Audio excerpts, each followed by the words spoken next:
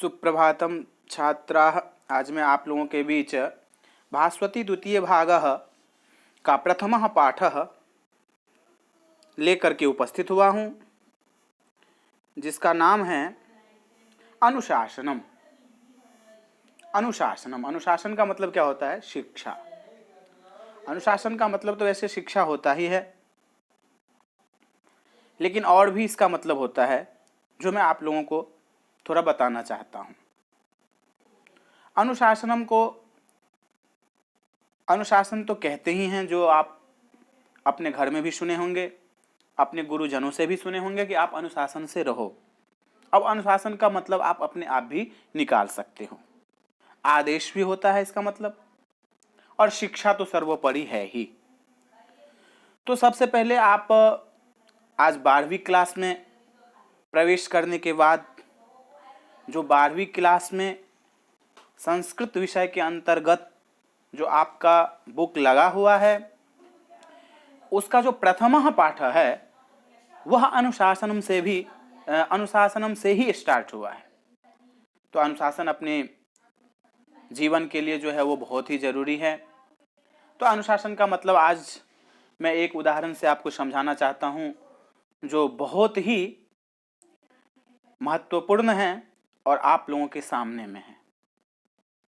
तो इसका उदाहरण एक समझ लीजिए आप कि आजकल जो कोरोना नामक एक संक्रमण मतलब एक दूसरे से फैलने वाली जो बीमारी चली है, उसमें हमें आदेश मिला है प्रधानमंत्री के द्वारा कि 21 दिन तक कोई घर से बाहर नहीं निकलेगा।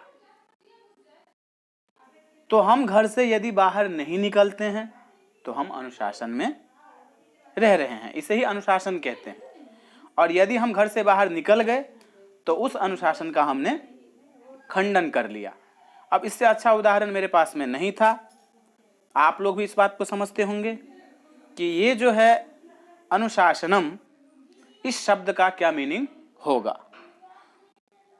चलिए आगे हम बढ़ते हैं। इस पाठ में बहुत कुछ दिया हुआ है सीखने को।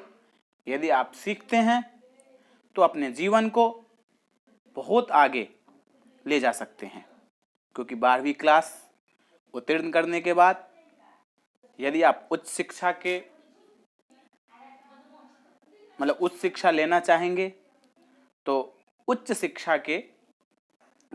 शिक्षा के लिए प्रयत्न करेंगे। तो सबसे पहले इस पाठ को कहां से लिया गया है, इसके बारे में हम जानते हैं।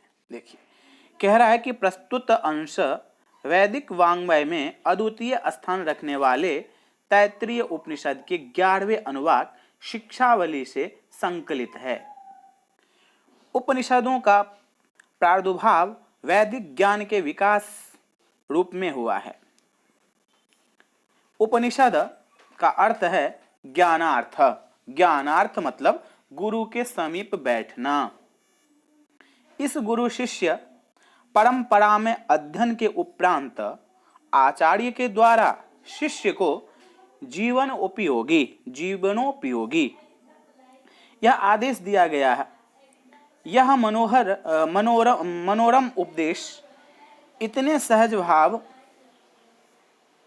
से प्रस्तुत किया गया है कि सीधा हृदय को स्पर्श करता है। ये मैंने आपको पहले ही बता दिया है कि ये जो अनुशासन नाम का पाठ आपको प्रथम पाठ मतलब पहले अध्याय में ही मिला है, ये आपके जीवन को बहुत आगे तक ले जा सकता है। यहां से हमें बहुत कुछ सीखने को मिलेगा।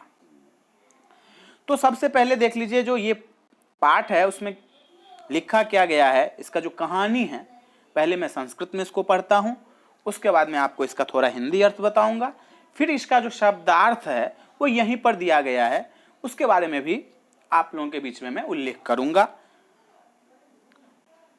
तो देखिए, यहां पर कहा है कि वेदम अनुचार्यो अंतेवासिनम अनुशास्ति। कह रहा है कि वेद पढ़कर आचार्य शिष्य को शिक्षा उपदेश देता है। अब वेद के बारे में तो आप लोगों को पता ही है, हमने आपको 11वीं क्लास में भी बताया था कि वेद जो हैं वो कितने हैं? 4 हैं। तो यहां पर कह रहा है कि वेदम अनु आचार्यो अंतेवासिनम अनुशास्ति। वेद को पढ़ने के बाद ही आचार्य शिष्य को शिक्षा का उपदेश देते हैं। आगे कह रहा है कि सत्यम वद धर्मम चर। अब सत्यम वद, वद का मतलब होता है बोलना, हमने आपको पहले ही बताया है।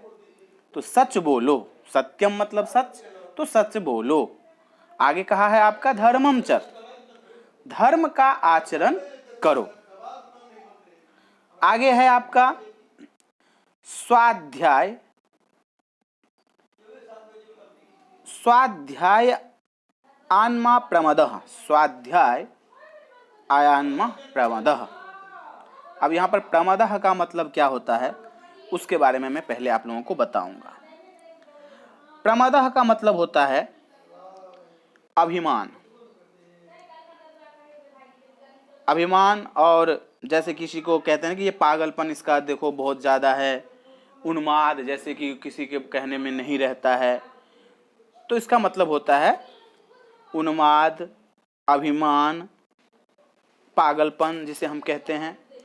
तो स्वाध्याय आन्मा प्रमदः,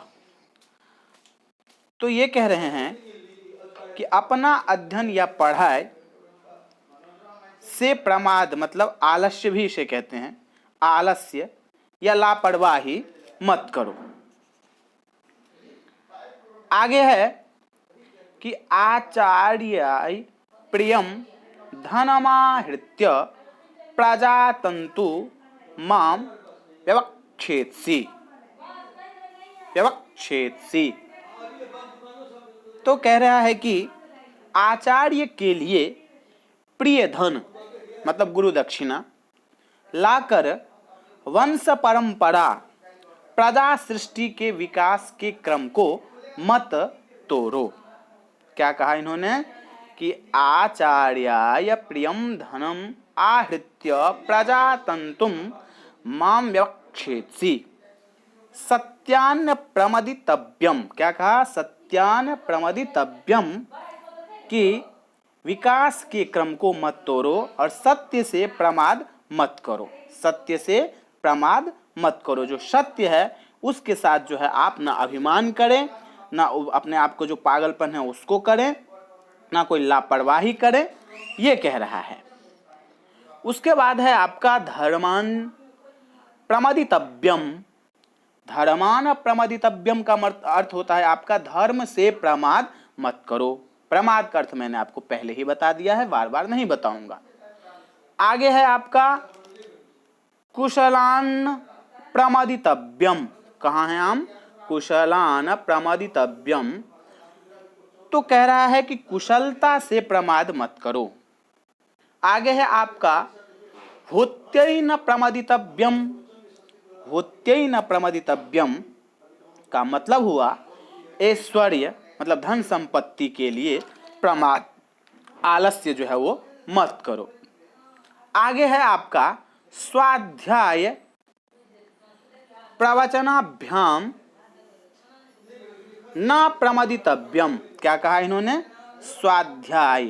स्वाध्याय का मतलब क्या होता है? अपने आप जो अध्ययन किया जाता है। तो स्वाध्याय और प्रवचन उपदेश से प्रमाद मत करो। आगे कह रहा है कि देव पितृ कार्याभ्याम न प्रमदितव्यम। देव, देव का मतलब आप लोगों को अच्छी तरह से पता होगा, देवों और पितरों। देखो अब यहां पर मैं आपको बता रहा हूं कि स्वर्गवासी पितृजनों के लिए कहा है पितरों के कार्यों से प्रमाद मत करो। जैसे देव, देव मतलब हो गया आपका जैसे देवता जो हैं, जिसे हम जिनका हम उपासना करते हैं, उसके बारे में यहाँ पर कहा है कि देव पितृ कार्याभ्याम न प्रमदितव्यम। देव, देवता और पितरों मतलब पितृ, मैंने आपको पहले ही बता दिया है, जो स्वर्गवासी हैं, जो हमारे पूर्वज हैं, दादा हैं, परदादा हैं, उनके साथ भी कहा है कि आप प्रमाद ना करें। आगे कहा है मातृदेवो भव। मातृ मातृ शब्द से ही आपको पता चल गया हो कि मैं क्या कह रहा हूं। माता को देवता की तरह मानने वाले बनो। मैंने ये वाली उपदेश तो मैंने आपको पिछली क्लास में भी दिया था। मातृदेवो भव पितृदेवो भव। माता और पिता दोनों को जो है वो आपको देवता की तरह मानना चाहिए। आचार्य देवो भव, आचार्य देवो भव यहां पर कहा। आचार्य का मतलब क्या होता है, मैं आपको पहले अभी जो पाठ शुरू किया था उससे पहले भी बताया, जो गुरु हैं, जैसे आपके स्कूल के अध्यापक हैं या आपके कोई गुरु हैं जो आपको उपदेश दे करके आगे बढ़ाते हैं, उनके बारे में कहा है कि आचार्य को देवता की तरह मानने वाले बनो। जो आप स्कूल आते हैं अपने जैसे कोई शिक्षक हैं, अध्यापक हैं, और उनका बात आप नहीं मानते हैं, तो इसका मतलब हो गया कि आप अच्छा नहीं कर रहे हैं। तो इस पाठ में ये कहा है कि आप उनके बात को मानें। उसके बाद कह रहा है कि अतिथि देवो भव। अब अतिथि का मतलब भी आपको पता होगा कि आपके घर में जो कोई मेहमान आता है उनको भी देवता की तरह मानना चाहिए। उनकी उपाधि भी यहाँ पर देवता से की गई है कि आप देवता की तरह उनका भी मान और सम्मान करें। और उनका मान सम्मान आप यदि करते हैं तो आपके लिए अच्छा रहेगा और आप आगे अच्छा करेंगे। तो यहाँ पर हमने आपको बता दिया। ये देखिए बहुत ही सोचनीय विषय है। यदि आपको इस विषय के ऊपर में शोध करने के लिए दे दिया जाए तो इससे बड़ा विषय आपको नहीं मिलेगा। यह अनुशासनम पाठ के अंतर्गत ही ये सब बताया गया है। मातृदेवो भव, पितृदेवो भव, आचार्य देवो भव, अतिथि देवो भव। आगे है आपका, आगे मैं चाहता हूं कि इसका जो कुछ शब्दार्थ है उसके बारे में हम जान लेते हैं, उसके बाद ही कुछ आगे जानेंगे। तो शब्दार्थ क्या है देखिए। अनुशासनम, अनुशासनम, अनुशासन, आदेश या शिक्षा, जो मैंने आपको पहले ही कहा है। अनुच्य मतलब पढ़ाकर, जो मैं पढ़ रहा हूं वह, मतलब पढ़ाकर एक दूसरे को बताना। अंतेवासिनम, गुरु के समीप रहने वाले शिष्य को। अंतेवासिनम का मतलब क्या होता है, गुरु के समीप रहने वाले शिष्य को अनुशास्ति। अनुशास्ति का मतलब हो गया आपका उपदेश। क्या हो गया अनुशास्ति का मतलब? अनुशास्ति का मतलब हो गया उपदेश। इसको मैं थोड़ी सी बड़ी कर देता हूं क्योंकि देखने में आपको भी अच्छा रहेगा। अनुशास्ति का मतलब हो गया आपका उपदेश, शिक्षा देता है। वद मतलब बोलो, चढ़ मतलब आचरण करो। स्वाध्याय का मतलब हो गया आपका स्वाध्यायात। क्या है? स्वाध्यायात। स्वाध्यायात का मतलब हो गया स्वाध्याय, मतलब अपनी पढ़ाई से। क्या हो गया? अपनी पढ़ाई से। उसके बाद है आपका माँ। माँ मतलब होता है को। क्या होता है? माँ का मतलब होता है आपका माँ प्रमदः। माँ प्रमदः मतलब प्रमाद, आलस्य, लापरवाही मत करो। आहृत्य, आहृत्य का मतलब होता है लाकर। क्या होता है? आहृत्य का मतलब लाकर। इसे आप लोग देख लेंगे, मैं वैसे ही आपको एक बार बता रहा हूं कि आप इस तरह से इसको पढ़ेंगे। ये पहला चैप्टर था तो ये बताना जरूरी था।